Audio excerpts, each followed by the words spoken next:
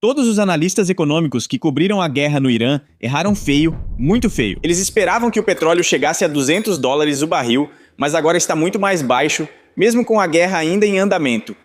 A pergunta que precisamos responder agora é: por quê? Como eles erraram tanto? A maioria das estimativas dizia que neste ponto da guerra estaríamos vendo o barril a quase $200. A China é parte importante dessa história, mas apenas uma parte. Precisamos começar com a linha do tempo para que possamos ver os sinais do verdadeiro estado da economia global que a guerra no Irã nos deu. No dia 27 de fevereiro, o Brent Crude fechou a $72 o barril. Na manhã seguinte, a guerra começa. Em poucos dias, o Guarda Revolucionária Islâmica declara o Estreito de Hormuz fechado e o tráfego de petroleiros pelo ponto de estrangulamento de petróleo mais importante do mundo cai para quase zero. No dia 9 de março, o Brent atinge $119 o barril. A Agência Internacional de Energia chama isso de a maior interrupção de fornecimento da história do mercado de petróleo. E os analistas respondem publicando cenários com o petróleo a curto prazo a $150 o barril e possivelmente chegando a 200, podendo permanecer nesse patamar enquanto o estreito permanecer fechado. No dia 30 de abril, parecia que isso realmente poderia se concretizar, com o Brent ultrapassando $126.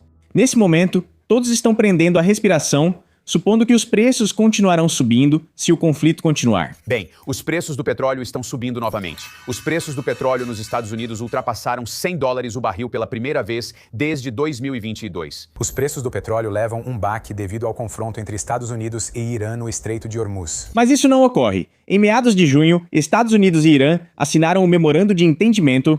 O Irã concorda em reabrir o estreito e os Estados Unidos concordam em suspender o bloqueio aos portos iranianos. O preço do petróleo despenca, caindo $17 por barril em apenas 4 sessões de negociação. No início de julho, o petróleo já estava abaixo do preço anterior à guerra. E isso nos dá o primeiro indício de que algo além da guerra está impactando os preços. Porque o detalhe é o seguinte: o estreito ainda não tinha voltado à operação normal, mas os preços faziam parecer que sim. E então o cessar-fogo acaba, os navios voltam a ser atacados, os Estados Unidos e o Irã voltam a lançar mísseis um contra o outro, e temos o segundo indício. O petróleo dispara, mas só 4,4% e depois cai de novo em menos de 24 horas, voltando ao preço de antes da guerra. Então só essa semana, a maior escalada de toda a guerra. A Marinha dos Estados Unidos restabelece o bloqueio. O Irã anuncia o fechamento do estreito, até novo aviso, e superpetroleiros voltam a ser atacados, com pelo menos um marinheiro morto. Isso faz o preço do petróleo subir, mas só até a casa dos $80, bem longe de onde estava em março, quando disparou. É incrível que previam $200 o barril com o estreito fechado. Então o que houve? As pessoas simplesmente aprenderam a parar de se preocupar e a amar a bomba? Ou há outra coisa acontecendo? Infelizmente, tem outra coisa acontecendo e é muito maior. O que os dados mostram é que os analistas estavam deixando passar um problema com a própria economia global que é tão grande que nem a guerra conseguiu esconder. Como acontece com a maioria das coisas na economia, é uma confluência complicada de fatores. Mas toda vez que a economia não responde à guerra da maneira esperada, fica mais fácil enxergar o que realmente está impulsionando o que é, essencialmente, uma recessão global. No começo da guerra, muitos analistas ainda partiam de uma premissa de 50 anos atrás, sem notar que já não era mais relevante. Por 50 anos, todo o modelo de choque do petróleo assumiu que as necessidades energéticas são inegociáveis. Historicamente, as demandas energéticas são vistas como inelásticas, os países precisam do que precisam. Então, se você reduz a oferta, o preço vai subir naturalmente. É a simples lei da oferta e demanda. Se a demanda por energia é constante, quando a oferta varia, o preço vai acompanhar. As fábricas precisam funcionar, os caminhões precisam rodar, os aviões precisam voar e tudo isso requer petróleo. E nada disso vai mudar. Certamente não rapidamente, só porque algo interrompe a cadeia de suprimentos. Em 1973, tivemos um exemplo perfeito de como isso é verdade.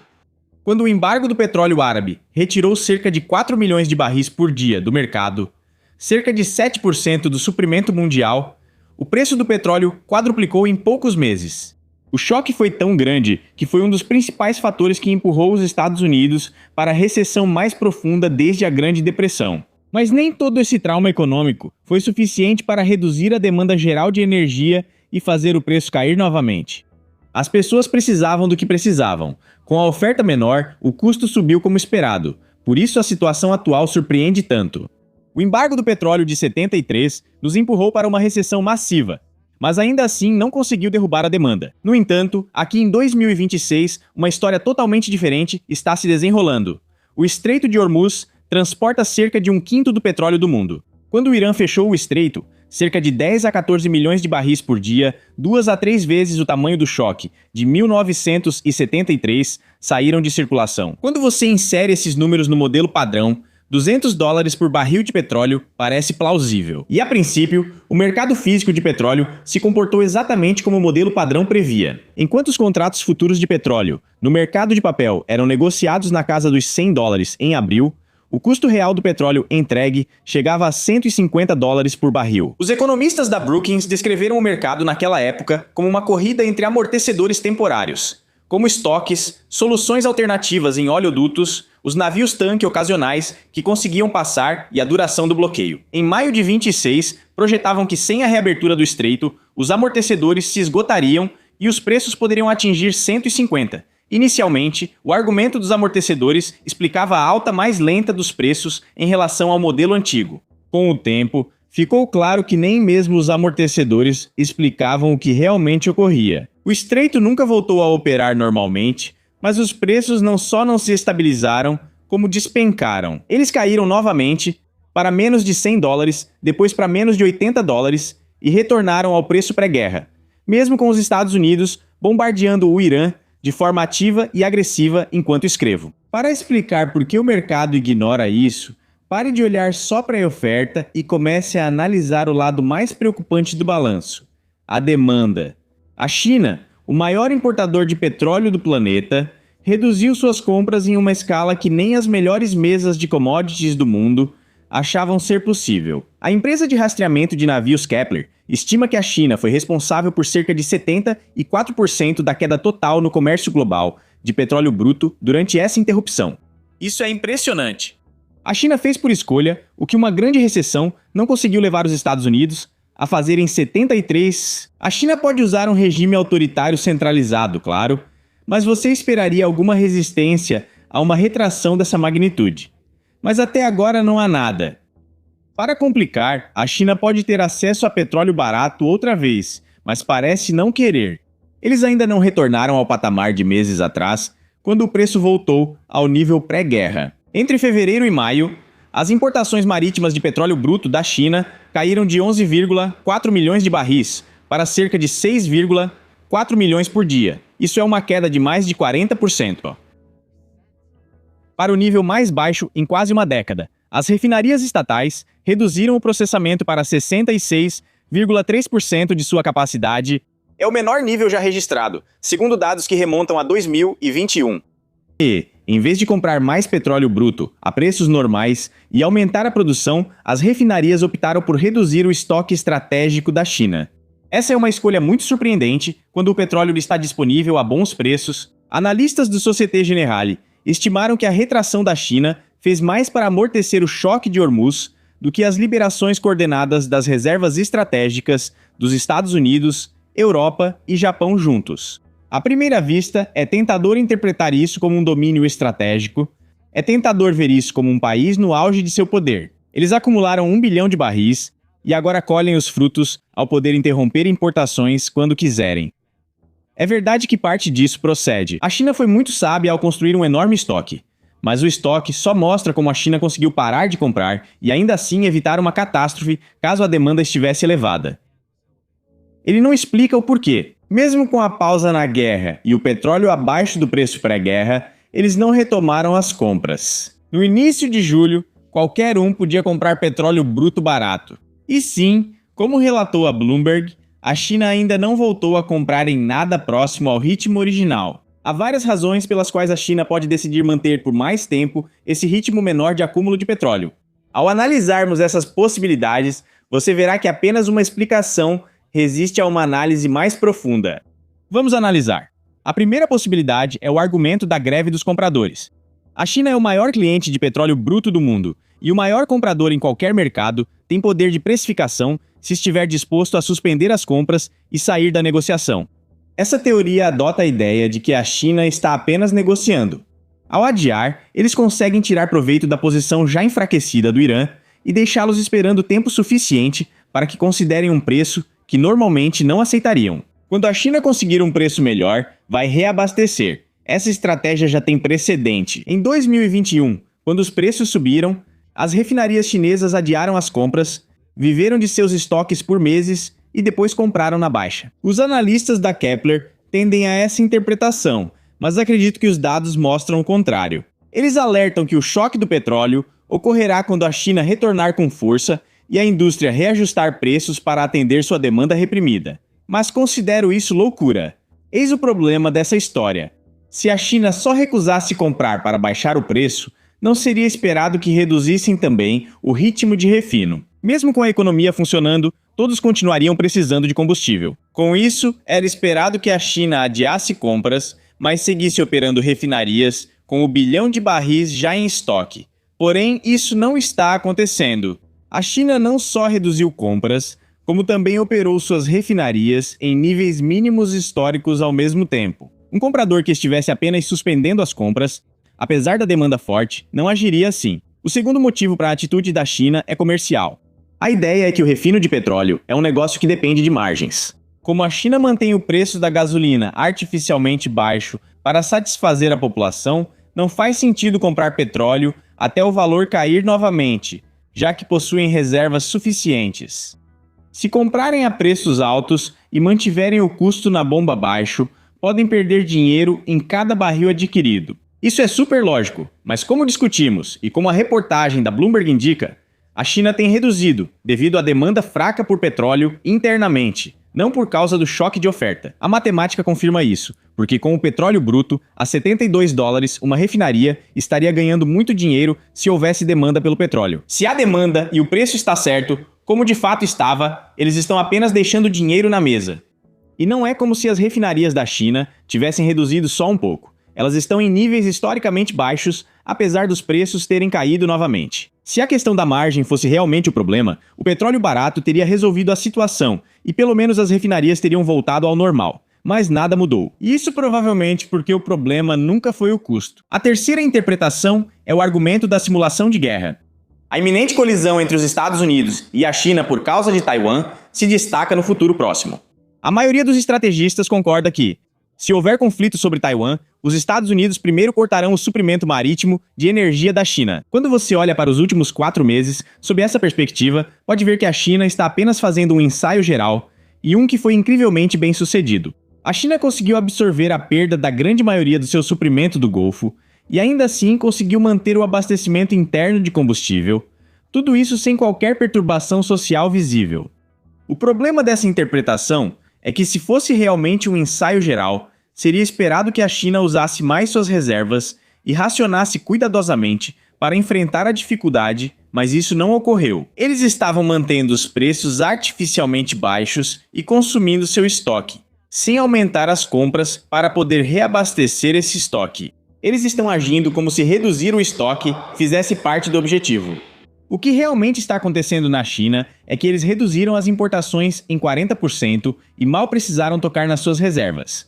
Na verdade, nos 2 primeiros meses da guerra, eles ainda estavam aumentando suas reservas, porque a demanda estava tão baixa que mesmo com as importações reduzidas, eles podiam continuar acumulando. No final de maio, o estoque tinha caído cerca de 20 milhões de barris em relação ao seu recorde histórico. Isso é menos de 2% de redução. Agora, a quarta interpretação dessa situação é o argumento da substituição. Essa pode ser a hipótese mais popular, mas ela também vai cair diante das evidências. Funciona assim. A demanda de petróleo da China está diminuindo como parte de uma estratégia maior de transição para energia solar e outras fontes.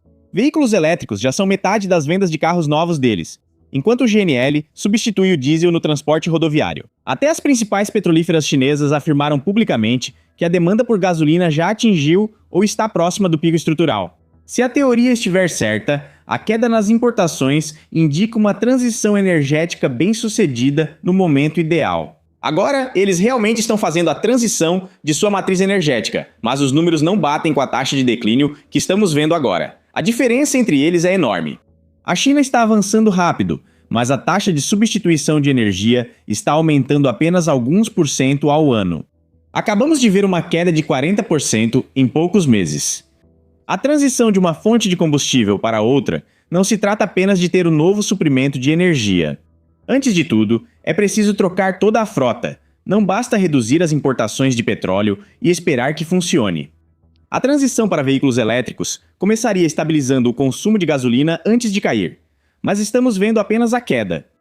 E parte do que está causando essa queda, pelo menos na demanda de diesel da China, é a crise imobiliária chinesa, que tem enormes implicações para caminhões, canteiros de obras e fábricas. A gasolina e o querosene de aviação ainda estavam crescendo em 2024, mas o diesel caiu tanto que puxou toda a produção das refinarias para baixo junto com ele. Se fosse pelos veículos elétricos no mercado, o diesel certamente não seria o primeiro a ser afetado. Mas canteiros de obras parando porque estão no meio de uma crise imobiliária, isso sim afetaria. Eis a dura realidade para a China e para toda a economia global. Falando francamente, a redução do consumo de petróleo da China não começou com a guerra. As importações atingiram o pico em 2023 e caíram em 2024. O processamento das refinarias atingiu o pico em 2023 e caiu em 2024. O consumo de diesel diminuiu de fato. E tudo isso está nos dados publicados pela EIA e já estava, aliás, desde antes de um único tiro ser disparado no Irã. Seja o que for que afeta a demanda da China por petróleo, já ocorria em tempos de paz. Os demais argumentos provavelmente são só desculpas. Então, por que a China continuou comprando, importando e refinando petróleo antes da guerra no Irã, se a demanda vem caindo desde 2024? Em uma palavra, aparência. O Partido Comunista Chinês mente sem parar sobre seus dados. E o número das importações de petróleo é um único dado que o mundo inteiro observa como um indicador da demanda chinesa por petróleo, que por sua vez é um indicador da atividade econômica. Enquanto as compras seguiam, a economia chinesa parecia saudável e podiam aumentar as reservas de petróleo. Mas com a guerra, as compras cessaram. Pela primeira vez, um colapso nas importações chinesas não precisava de explicação. Todos atribuíram isso à guerra, assim como empresas que contrataram demais na Covid usaram a IA como desculpa para cortar equipes sem prejudicar a reputação. O choque de oferta da guerra com o Irã não diminuiu a demanda chinesa. Essa não foi a causa. A guerra apenas deu a eles a justificativa necessária para deixar de usar os estoques como forma de esconder a desaceleração econômica. Por isso gastaram essas reservas rapidamente e não correram para reabastecer. Obviamente não há como provar que Pequim planejou dessa forma, mas ninguém discute que os indicadores de demanda atingiram o pico em 2023. A formação de estoques mascarou a queda, fosse uma estratégia internacional ou não, e a guerra deu a eles a desculpa que precisavam para pisar no freio. Então, respondendo à pergunta anterior, por que a China não compra mais petróleo a $72 porque não precisa? As importações de petróleo são o que os economistas chamam de demanda derivada, pois ninguém deseja o petróleo bruto em si. As refinarias compram apenas o necessário para produzir gasolina e diesel, baseando-se na demanda esperada. O petróleo barato resolve custos, mas a China não enfrenta esse problema, e sim falta de demanda. E isso é muito mais importante para a economia global do que se o estreito está aberto hoje ou não. Isso pode ser ainda mais importante do que o Irã estar sendo bombardeado. Agora, tudo depende do problema que a China tenta disfarçar. É só uma desaceleração no setor imobiliário? Conseguiram um pouso suave? Ou eles estão, como eu estou dizendo, em uma recessão? Ou como diz o economista Jeff Snyder, eles estão em uma depressão? Vamos olhar as estatísticas. A China está em deflação de crise, ou perto disso, desde 2023, eles têm queda de preços em grande parte da economia. Se isso decorresse de uma inovação generalizada, seria ótimo. Porém, apesar de haver alguns focos de inovação na China, ela nunca é igualmente distribuída pela economia.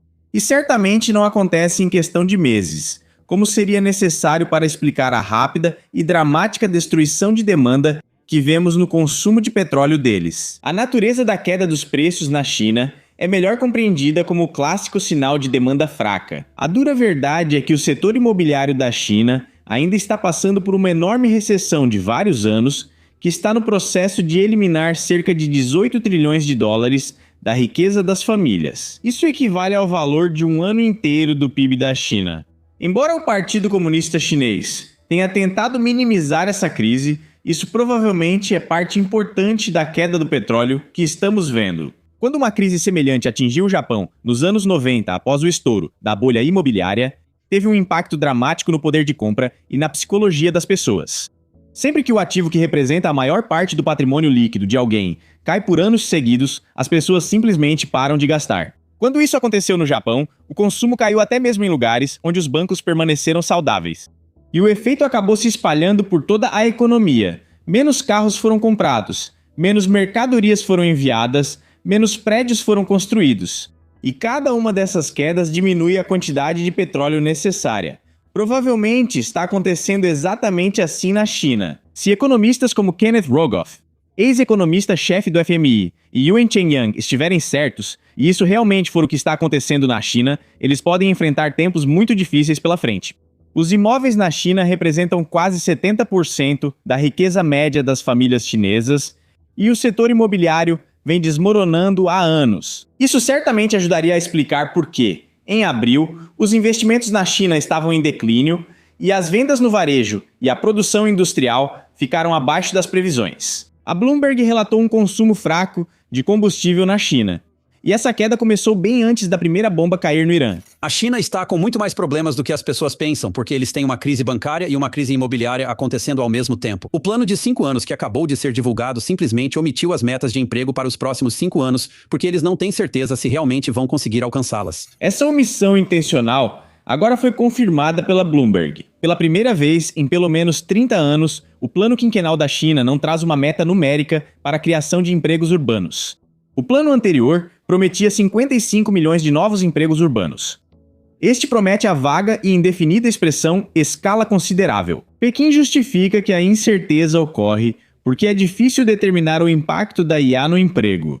Mas independentemente do que digam publicamente, é um sinal de alerta o fato de que, historicamente, eles divulgaram esse número em todas as crises desde o início dos anos 90 e agora estão se recusando a fazê-lo. Países não ocultam boas notícias econômicas, muito menos a China. O que discutimos até agora parece ser uma história sobre a China, mas na verdade, ela é bem maior. Na verdade, os dois maiores mercados de petróleo do mundo, China e Estados Unidos, estão apontando na mesma direção. E não é uma boa direção. Para entender o que ocorre, vamos analisar a curva dos preços futuros do petróleo. Não o preço em si, mas sua evolução do curto ao longo prazo. O petróleo é negociado nessa curva. Há um preço para entregas no próximo mês, e preços distintos para cada mês seguinte, estendendo-se por anos no futuro. Se o que estivéssemos presenciando fosse uma verdadeira escassez de petróleo, a parte da frente dessa curva, o curto prazo, estaria sendo negociada com um prêmio. Por quê? Porque é agora que o choque de oferta existe. Então as pessoas vão competir por uma oferta escassa e fazer o preço subir. A guerra causou exatamente isso no início. No início de junho, um barril para entrega no curto prazo custava cerca de $90, enquanto esse mesmo barril prometido para dezembro era vendido por muito menos. Mas isso não aconteceu porque estávamos enfrentando uma escassez legítima. Aconteceu porque poucas pessoas entendem o quão fraca a economia global realmente é. Então eles estavam esperando que houvesse uma demanda enorme, mas não houve. Por isso, cerca de 3 semanas após a guerra começar, o aumento de preços atribuído ao choque de oferta praticamente sumiu. A parte frontal da curva, que seria a mais forte em uma verdadeira crise de oferta, desabou. No início de julho, a curva se achatou, com barris de curto prazo chegando a ser negociados abaixo dos de longo prazo. Isso é insano e destrói toda a narrativa de choque de oferta. Em uma situação normal de escassez, o que esperaríamos ver seriam os preços do petróleo no curto prazo sendo negociados com um prêmio em relação aos preços futuros. Em vez disso, em apenas algumas semanas vimos essas curvas desmoronarem e se deformarem até assumir uma forma que sugere que o mercado agora está dizendo que estamos prestes a ter petróleo demais. Enquanto gravo, a guerra se intensifica novamente. Quem sabe em que ponto ela estará daqui a alguns dias, quando você ouvir isso? Neste momento, o bloqueio retornou, petroleiros são atingidos e a parte frontal da curva subiu levemente com as manchetes. Mas nada como no início da guerra, antes de perceberem a fraqueza da demanda global. A verdadeira prova de tudo isso é o que está acontecendo no final da curva, onde a demanda real de longo prazo define o preço. Neste momento, mesmo com todo esse caos, ela está ancorada na casa dos 60. O mercado pagará um prêmio menor pelos barris deste mês, devido aos ataques a navios-tanque no estreito, mas esse valor é bem inferior ao do início da guerra, quando havia mais confusão. e a ponta longa da curva continua pressionada para baixo. Negociadores parecem não se preocupar em garantir petróleo suficiente para essa demanda futura. Na verdade, o preço parece indicar que os negociadores estão mais preocupados com o excesso de petróleo disponível, e a OPEP parece concordar. Agora, ela reduziu sua previsão de crescimento da demanda para 2026 por 2 meses consecutivos, recentemente para apenas 800 mil barris por dia. Compradores de títulos do Tesouro dos Estados Unidos também sinalizam previsão econômica fraca.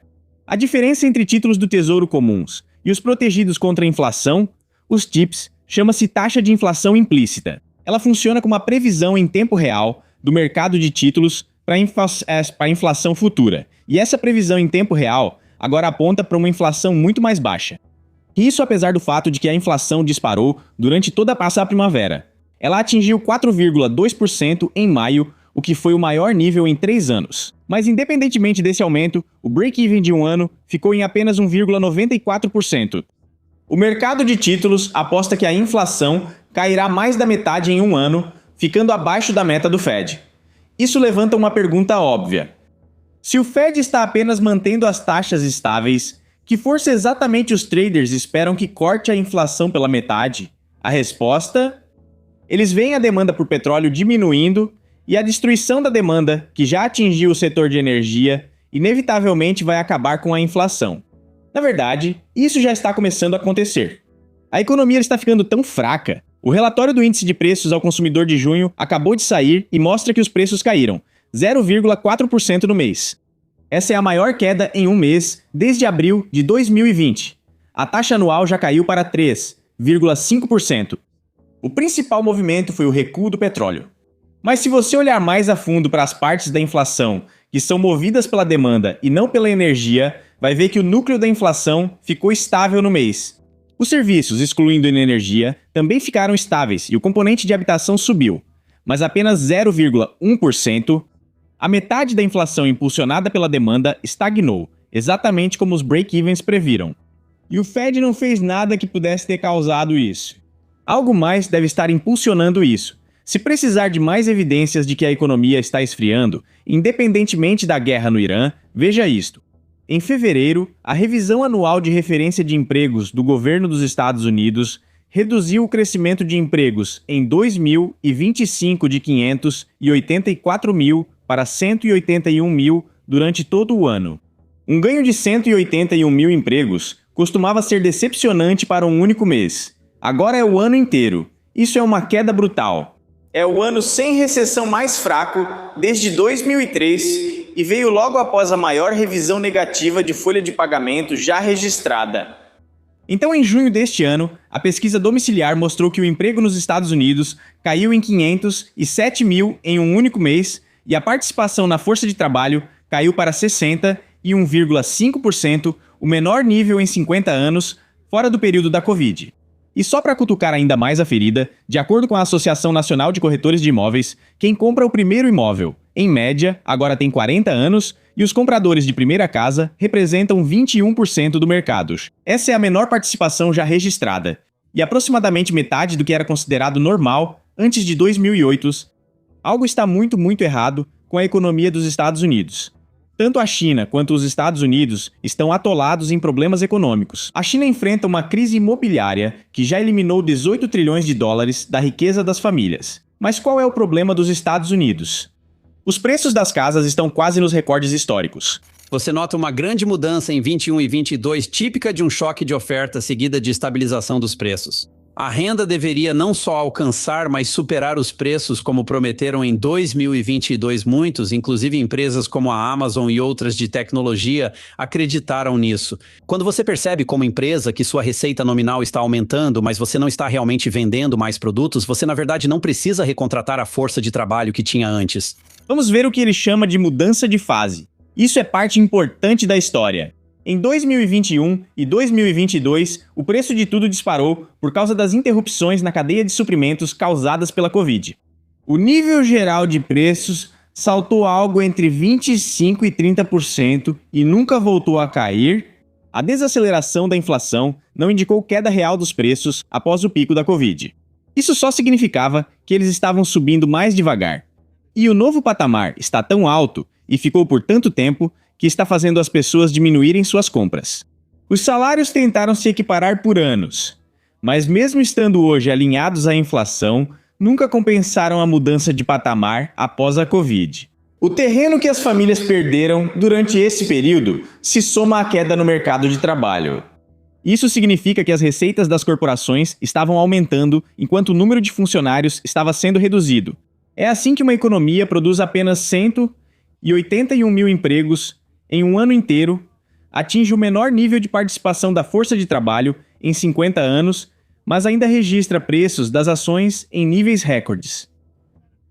Mas a festa não poderia durar para sempre.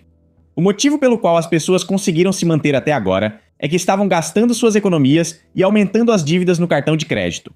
E agora elas finalmente estão chegando ao limite e a economia está começando a mostrar sua verdadeira fraqueza. E é por isso que o preço do petróleo está longe de $200, o barril mesmo com navios-tanque pegando fogo no Estreito de Hormuz. As duas maiores economias do mundo enfrentam dificuldades e provavelmente não são as únicas. E é por isso que eu digo que podemos ter um caminho muito difícil pela frente. E por que meus níveis de paranoia em relação à economia só continuam aumentando?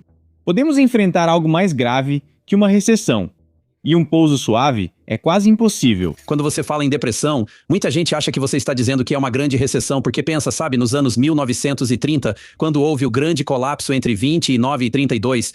Não, a depressão não foi de 29 a 32, foi de 32 a 41, foi a falta de recuperação. Então você olha para onde o nível de emprego estão em relação à tendência.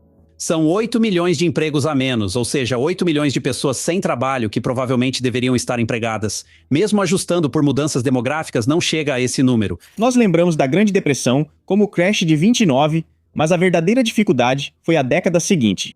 Não é preciso um colapso dramático como antes da Grande Depressão para haver problemas. Se o aumento real dos salários para a classe média nunca voltar, você vai sentir isso em toda a sua economia. E quando você junta tudo isso, o final da curva do petróleo começa a fazer sentido. Isso indica que o mundo vai precisar de menos barris de petróleo do que precisa hoje, com ou sem a guerra no Irã, porque todo mundo está recuando. Vai haver menos atividade econômica. O mercado de títulos está apontando para a mesma coisa. Está dizendo que a inflação vai cair, independentemente do que o Fed faça, porque a demanda vai ser destruída. Os preços do petróleo a longo prazo não seguem baixos porque o mercado não teme mais a guerra. Eles continuam baixos porque a economia global está fraca. A guerra só evidenciou isso. Já que a paranoia é inútil se não se transformar em ação, vamos tornar essa informação útil. A lição aqui não é que um colapso está chegando. Venda tudo. Mas em uma economia com demanda enfraquecida, não se deve descuidar do lado seguro do portfólio. Embora a diversificação não seja algo empolgante, quanto mais eu aprofundo neste momento da história econômica, mais me convenço de que ter uma alocação ampla, com um foco atento em proteções contra perdas, é mais importante do que nunca. Agora entendo por que as pessoas ainda querem ativos de risco. Eu também quero. Pessoalmente, estou rebalanceando minha carteira, reduzindo a expectativa de crescimento contínuo e aumentando minha posição em dinheiro e equivalentes de caixa para manter a opcionalidade. Estou analisando o desempenho da IA com mais ceticismo e me preparando para enfrentar uma tempestade prolongada de anos, não meses. Acho mais prudente agora focar nas curvas de preços e não nas manchetes para entender melhor o prognóstico de longo prazo do mercado sobre a economia. As manchetes mostram a ponta da curva do petróleo, mas há sinal mais claro na ponta longa da curva. Se a ponta longa da curva do petróleo subir e se manter alto, ótimo. A demanda enfraquecida pode estar se revertendo. Mas por enquanto, o mercado aposta que a demanda seguirá baixa. Onde as pessoas investem seu dinheiro é mais útil que qualquer opinião de especialista. Observe as importações da China e desconsidere as declarações, inclusive de Trump, focando no que ele realmente faz. Ele é ótimo em gerar barulho e movimentos de curto prazo, mas olhando mais adiante, esse barulho deve sumir. E por fim, em um nível pessoal, numa economia que agora gera, em um ano, os empregos que antes criava em um mês, a opcionalidade parece ser o principal ativo. Prever o futuro já é difícil, ainda mais com mais pessoas deixando ou não entrando no mercado de trabalho. Ter opções é como evitar a catástrofe. Se quiser me ver explorando ideias ao vivo, inscreva-se no canal e acompanhe as lives às segundas, quartas e sextas, às 7 da manhã, horário do Pacífico. Espero te ver lá. Até a próxima, meus amigos. Sejam lendários. Se cuidem. Paz. Se você gostou dessa conversa, confira este episódio para saber mais. O mercado de ações virou uma grande aposta em IA. E algo recente tornou essa aposta ainda mais arriscada. Eles ganham 50 bilhões de dólares por ano, mas gastam 1,4 trilhões de dólares por ano. O que eles acham que vão fazer? Como pretendem conseguir esse dinheiro?